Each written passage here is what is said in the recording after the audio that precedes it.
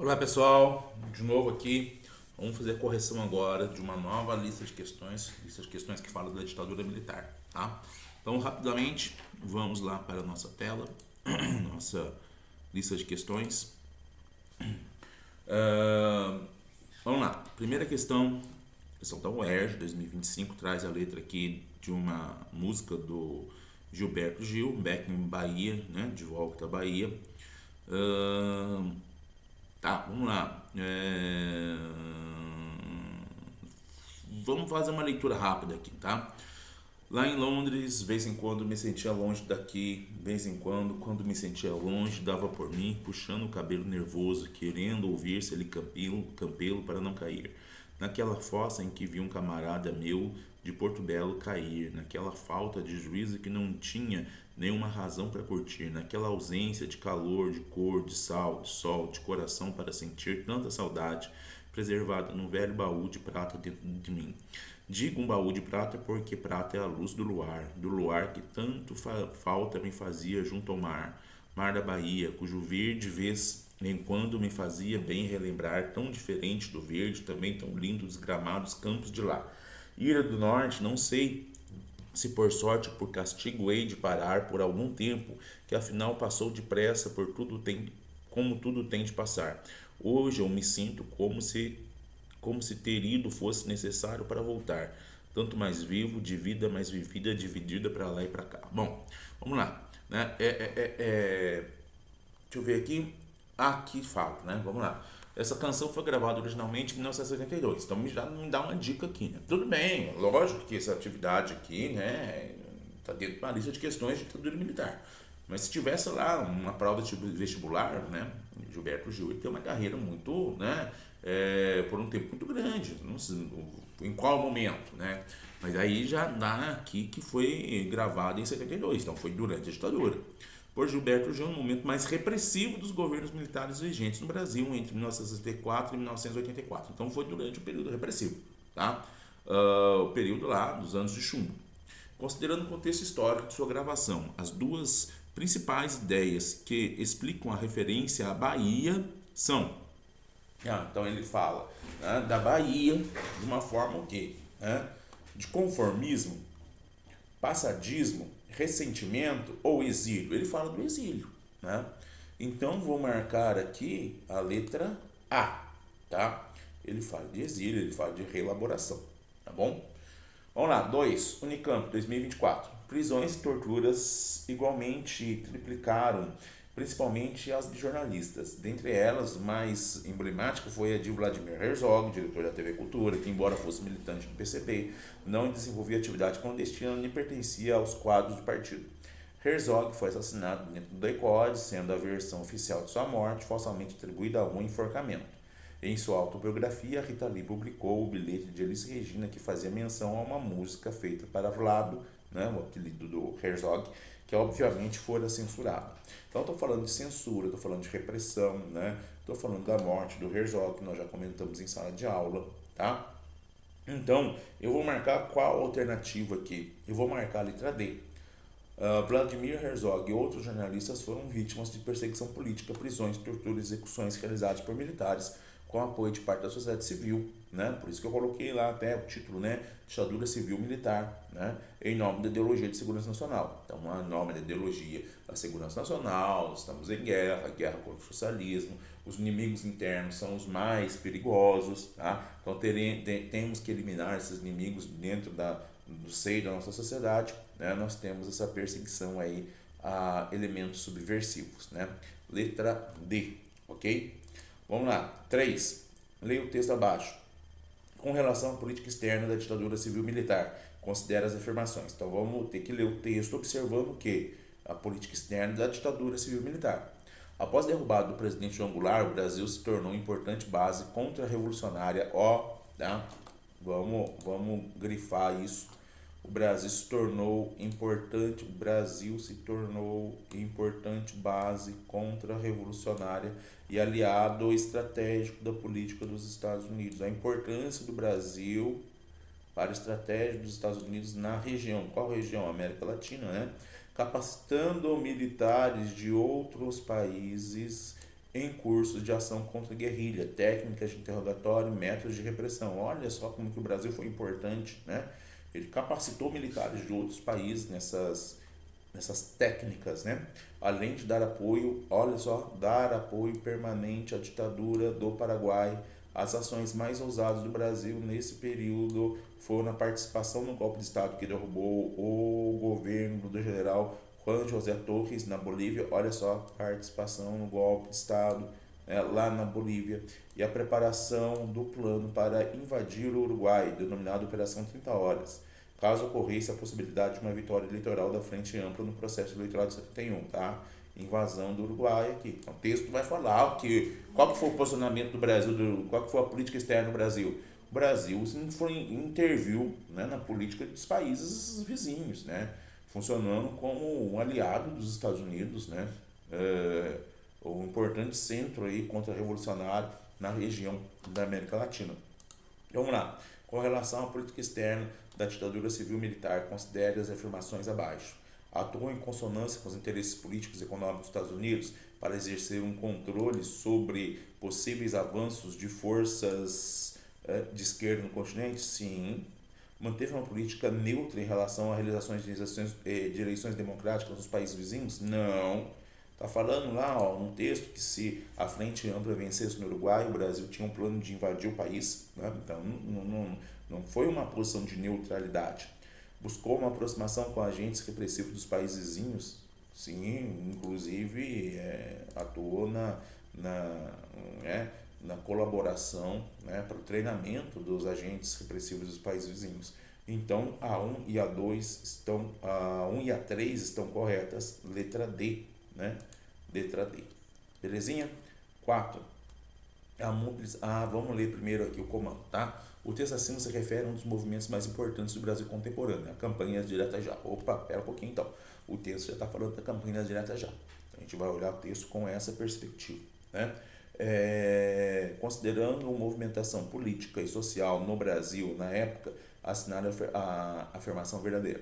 A mobilização popular pró-diretas começou a tomar corpo em meados de 1983, quando da realização de um ato público em Goiânia, na qual compareceram 5.000 pessoas.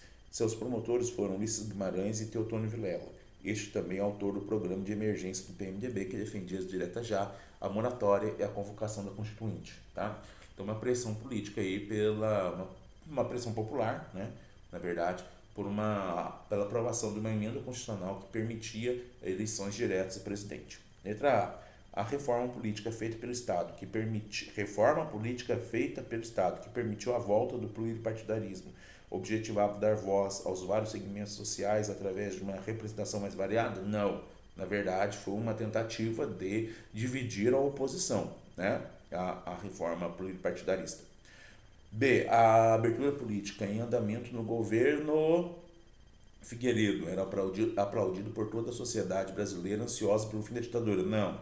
Existiam militares, né? Lembra lá a linha Dura, que queria, né, que não houvesse, né, redemocratização, promovia atentados terroristas, né? Já falamos isso em aula, né? Então, não pode ser a B. A eleição de José Sarney. José Sarney nunca foi eleito presidente, né?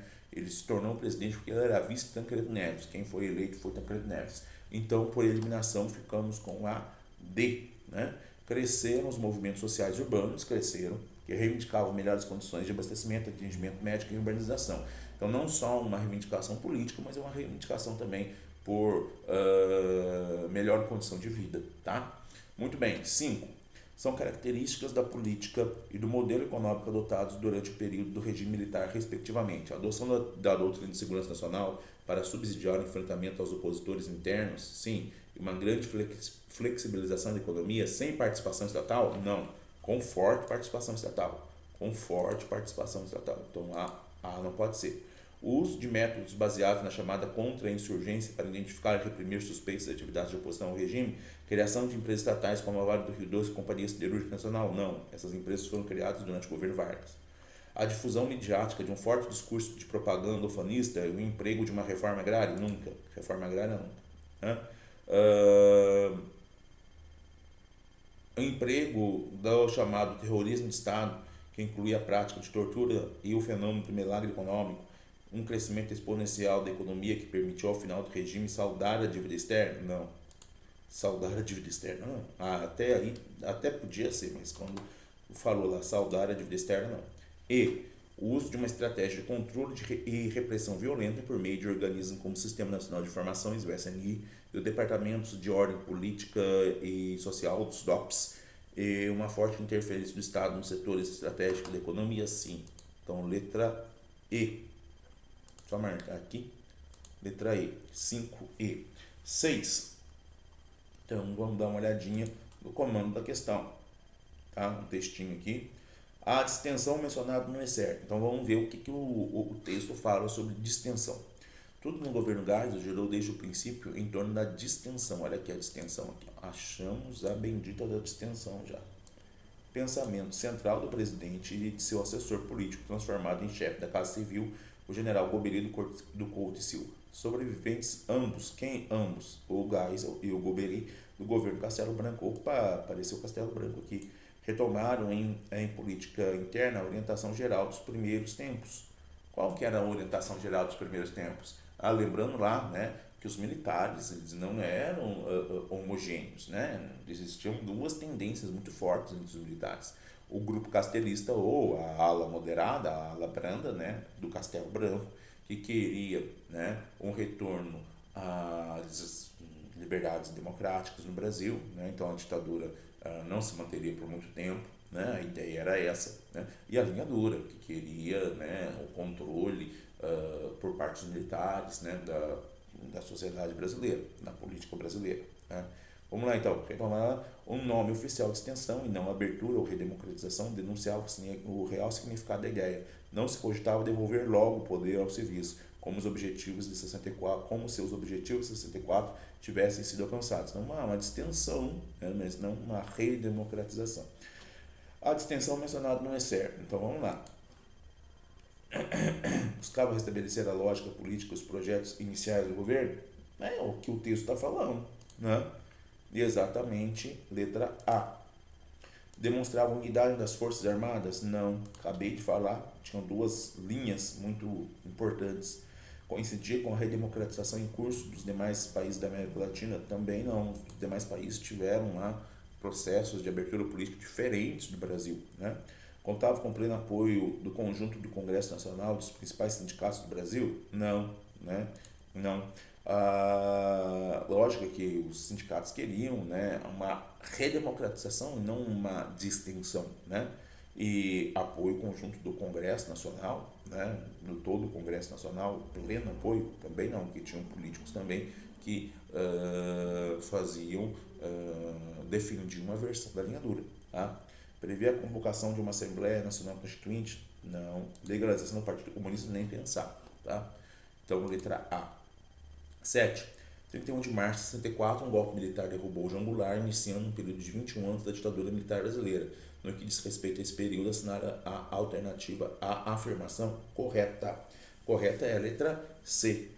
Né? Mas vamos ver as outras. A ditadura militar brasileira seguiu a mesma trajetória das outras ditaduras instaladas na América Latina? Não. Cada ditadura tem a sua própria trajetória, né? Tem as suas próprias características. O primeiro período da ditadura, de 64 a 68, foi o período mais difícil, marcado por prisões? Não foi o período mais difícil, né? Foi posterior, pois aqui ainda havia uma certa liberdade democrática, uma certa liberdade. O AI-5 68 que vai inaugurar esse período, né, de maior repressão, que vai durar até o governo Geisel. Quando o general Médici assumiu a presidência, o Brasil estava em pleno crescimento econômico, especialmente nos setores de indústria automobilística e construção civil. Sim, né, é um milagre econômico que realmente data do governo Médici.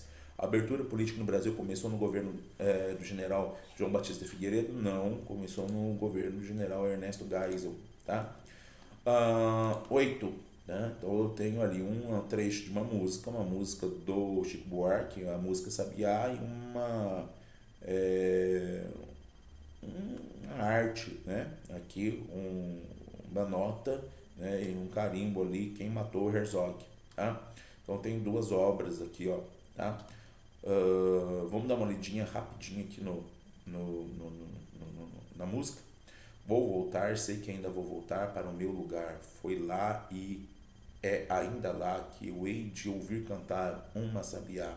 Vou voltar, sei que ainda vou voltar. Vou deitar à sombra de uma palmeira que já não há, colher a flor que já não dá, e algum amor talvez possa espantar as noites que eu não queria e anunciar o dia. Na noite, né? Noite é um período mais tenebroso, né? Então, período da ditadura, né? Então, olha lá, ó, algum amor talvez possa espantar as noites que eu não queria anunciar o dia, né? A ideia de que de uma crítica à ditadura, né? Chico Buarque foi um grande crítico da ditadura, tá? E aqui essa arte, né? Que é do Cildo Meirelles, né? Que denuncia ali a morte do Herzog. Então vamos lá. As duas obras acima são exemplos de como a classe artística brasileira criou estratégias para expor suas críticas à ditadura militar a partir do recrudescimento do regime dos dispositivos de censura impostos pelo Estado? Sim, com certeza. Um dos mais importantes instrumentos de censura às artes durante a ditadura foi o DIP. Calma aí, o DIP foi criado lá na ditadura varguista, no Estado Novo. 2, não. 4. O ato institucional número 5 marcou uma nova fase da ditadura, pois retomou as atividades do Congresso? Não, não, não, não. O AI-5 foi, né, o golpe dentro do golpe, né, que tornou a ditadura ainda mais cruel no Brasil, né, eliminando vários direitos e garantias individuais. Tá? Então, 4 está errado. 8. Devido à ampliação e ao aperfeiçoamento dos dispositivos de censura do governo, os anos de ditadura militar coincidiram com um longo período de crise de criatividade? Não, muito pelo contrário. Né? O texto, né, e a imagem denunciam o contrário. Tá? Houve sim período de criatividade, desenvolvimento artístico, desenvolvimento musical, né? Desenvolvimento cultural. Então, algo está errado. 16. Após a deflagração do ato institucional número 5, inúmeros artistas intelectuais brasileiros contrários ao regime foram exilados para diversos países, de onde continuaram denunciando os abusos e a violência da ditadura militar. Sim, né? Nesse recrudescimento da ditadura, muitos foram exilados. Então, por enquanto, 1 e 16, certo? 32. A censura e os dispositivos da repressão da ditadura militar foram responsáveis por inviabilizar os movimentos sociais? Não, não, os movimentos sociais não foram inviabilizados, né? Continuaram ocorrendo, né? Mesmo com uma forte repressão, mas continuaram ocorrendo, tá? Então, o movimento estudantil encerrou suas atividades em 64? Não, né? Não. Depois de 68, sim, né? Os movimentos sociais eles sentiram muito, né? Essa repressão do governo, mas até 64 ou 68 ainda havia um ar de liberdade. 64. A obra de Cildo Meirelles faz referência ao caso Vladimir Herzog, jornalista morto sob tortura nas dependências do ECOI de São Paulo. Sim, corretíssimo. Então, a 1 a 16 a 64. Tá? 9. O período da história do Brasil, que vai de 64 a 35, foi nomeado pela historiografia como ditadura militar. Uma série de elementos serviu de subsídio para a atribuição desse nome, dentre eles o fato de o regime democrático ter sido substituído pelo autoritário. Nesse sentido, assinar a alternativa correta sobre esse período da história brasileira. Outorgado em 9 de abril de 64 pela junta militar que assumiu o poder após o golpe, o AI-1 decretava, entre outros elementos, a garantia do emprego para os funcionários públicos. Não, não, não. O AI-1 ele suspendeu a estabilidade do funcionário público, né, permitindo com que muitos professores universitários, por exemplo, né, perdessem o emprego. Por quê? Porque tinha um posicionamento contrário àquele posicionamento defendido pela ditadura. O AI 3 de fevereiro de 66, de 1966, estendia as eleições diretas para governadores, estados e para prefeitos e municípios considerados de segurança nacional. Não, não, não, não, muito pelo contrário. Foi uma eleição indireta. Tá?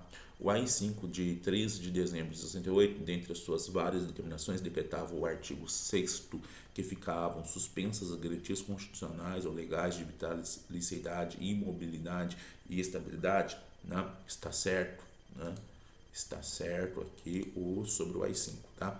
Vou descer um pouquinho aqui, vou desligar, vou descer um pouquinho para a gente ver as outras.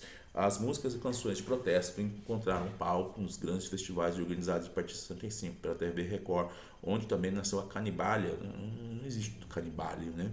O que existe foi o tropicalismo, tá? Então ali está incorreta.